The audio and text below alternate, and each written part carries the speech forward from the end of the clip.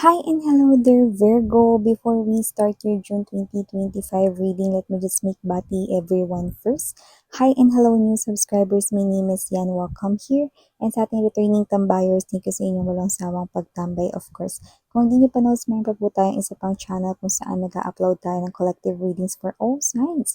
Ang link niyan ay nandiyan sa ating description box. So if interesado, ay click lamang yan para maka-visit kayo doon, and pwede rin kayo doon mga babes na makinig at manood, basta just take only what resonates. And reminders muna us na wala tayo ditong gender, no? Dahil general reading ito, babae, lalaki, LGBT, lahat ay pwede, okay? You can also switch roles, no? Dahil general reading nga ito, pwede talaga magkapalit-palit yung mga roles, okay? At syempre, at the end of the day, you have your free will kung gusto nyo i-claim yung mga mensahe at hindi, no? Kung gusto niyo i-claim as your guidance or hindi. So, since hexagon ang ating shape ng tarot, okay, we're gonna do the upright position. Pero kung makuha natin yung specific card, no, sa isang pag-reveal, no, we're gonna do the reverse for that specific card, no? Pag nakuha natin in reverse yung specific card. Okay, so Archangel Michael, thank you so much. Can we get messages right here for Virgo, please? What this Virgo needs to know for the month of June 2025. What this Virgo needs to know for the month of June 2025. Mga mensahe para kay Virgo. Can you please show me?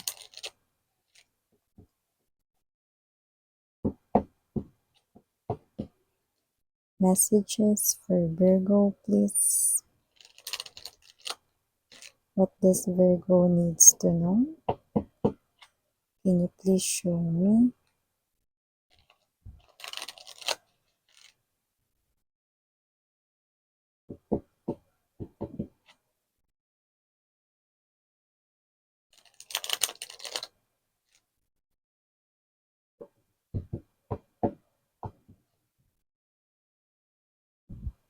Virgo.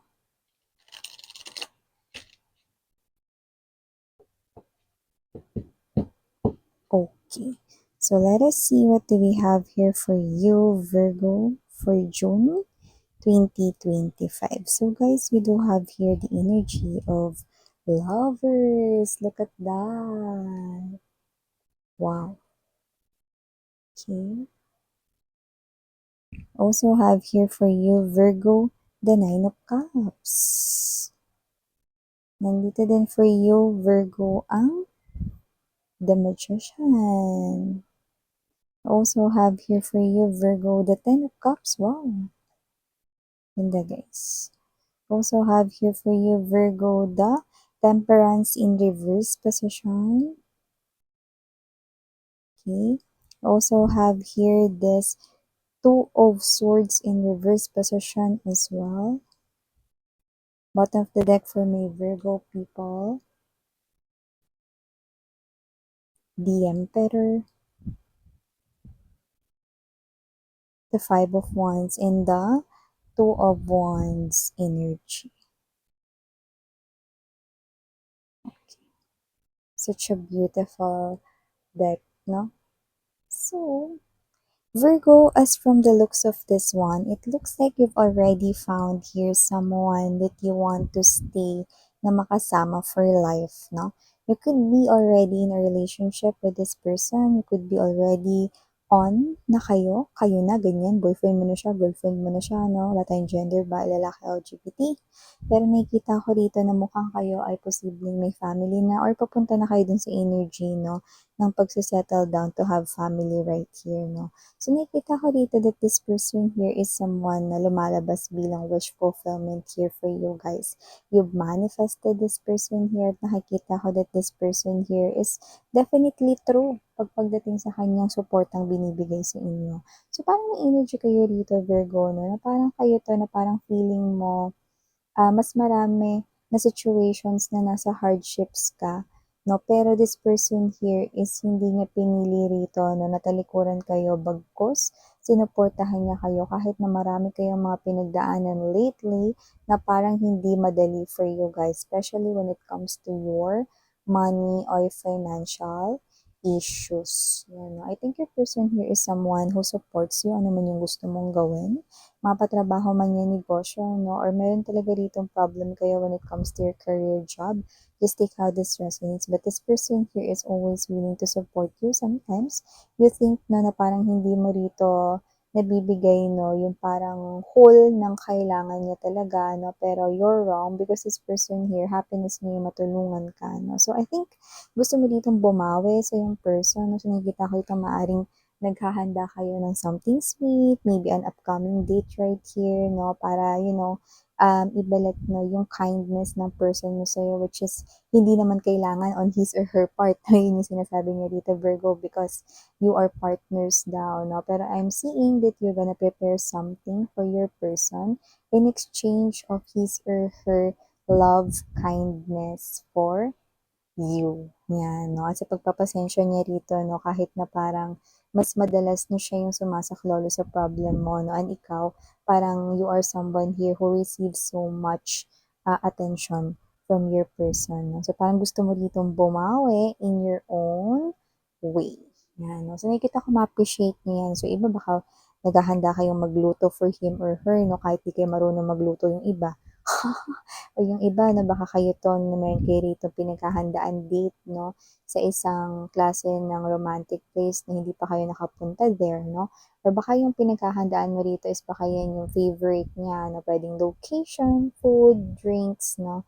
So, may ganyan kayong paandar, yan. So, maliban diyan, para naman sa mga singles, nakita rin ako dito that on the month of June meron ditong lumalabas na maaaring meron kayong bagong ma-meet.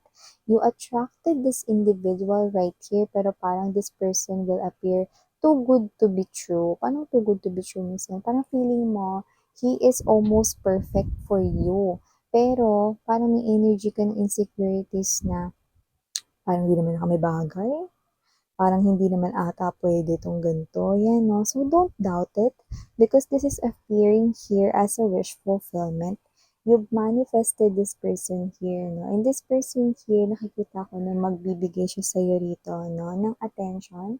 At kung ano yung parang gusto mo rito when it comes to love, yun yung ipapakita niya sa'yo, no? Kung sino man to, you attracted this soulmate right here and you will eventually meet this person here half of June 2025, no? But for others of you, medyo may konting delay, maaaring July, no?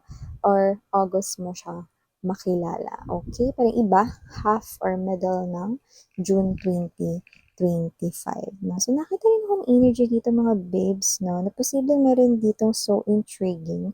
This person here finds it really mysterious. Paano mo nagagawa ito, no? Na maging masaya sa situation mo kahit na parang ang simple lang ngayon ng nangyayari sa life mo, no? Meron ditong parang very intrigue, Two of Swords energy in reverse, no? This person here wants to know paano mo nagagawang maging happy despite of all the situations na nangyayari sa inyo. And because of this curiosity, mga babes, no? Nakikita ko na mas maiinggit pa siya pag nalaman niya ang tunay na dahilan. Oh, that's very deep, ah. Parang siya ito, no, na happy ka, kunyari ganito, hindi naman ganun kalaki yung kinikita mo pero happy ka sa life mo. Paano man nagagawang maging happy? Parang ganun example yun na. So parang siya, siguro, okay, siya to na parang mas feeling niya, mas blessed siya compared sa mga money or sa whatever, no? Pero mukhang mas masaya ka pang tingnan sa kanya, no? So hindi niya nafe-feel na ito ay parang facade or parang pagpapakita mo lamang dito, no? Pero ramdam niya talagang happy kayo, no? So, nakikita ko dito may bahid ng insecurities, no?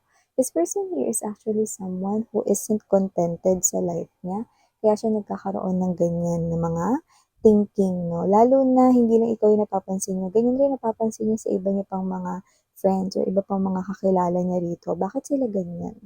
Eh, hindi naman sila ganun as in ka-bless, mas blessed pa nga ako, pero parang hindi ko masyadong ma-feel yung saya, no? So, may ganun. Parang may inggit, may sundot ng inggit, 'di ba? So, maliban diyan, nakakita rin ako ng energy rito, no, na maaring meron ditong dad issues. Pero it doesn't have to be that it's dad. Maybe this is someone here who holds that masculine energy. Pwede rin nanay niyo to, no? Kasi when we say masculine energy, yung may tapang, may stricto, may pagka-stricta, may diin, no? Parang my way or the highway, ganon, no? So, I think meron ditong conflict or may issue between you and your parent, kung sino man sa parent mo, nag-i-embodies ng masculine energy. So, parang feeling mo, hindi kayo nagkakatugma at salungat rito yung gusto niyang mangyari, pero ito yung gusto niyang gawin mo. So, alam mo mga babes, no?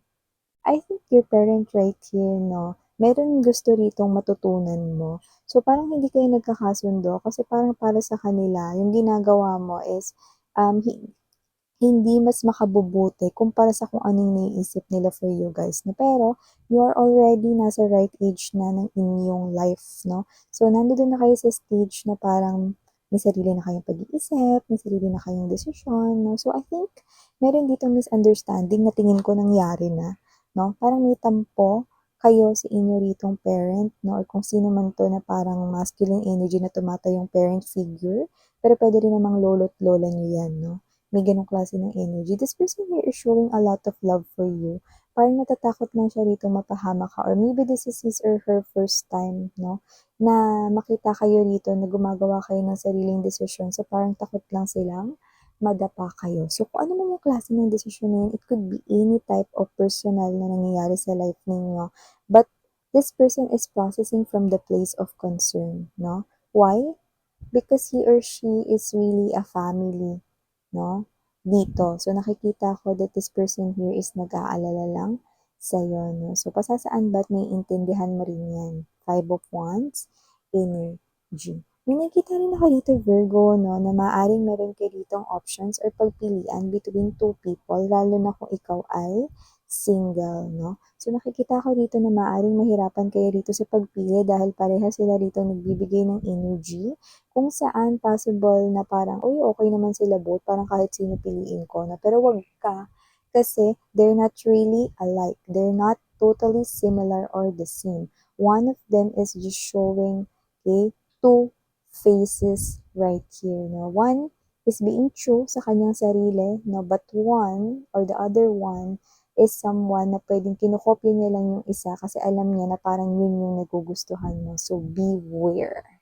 Yan. So, ito yung mga messages right here for you, Virgo. Thank you so much again, I'm Yana, Ani. Sarang love and light. And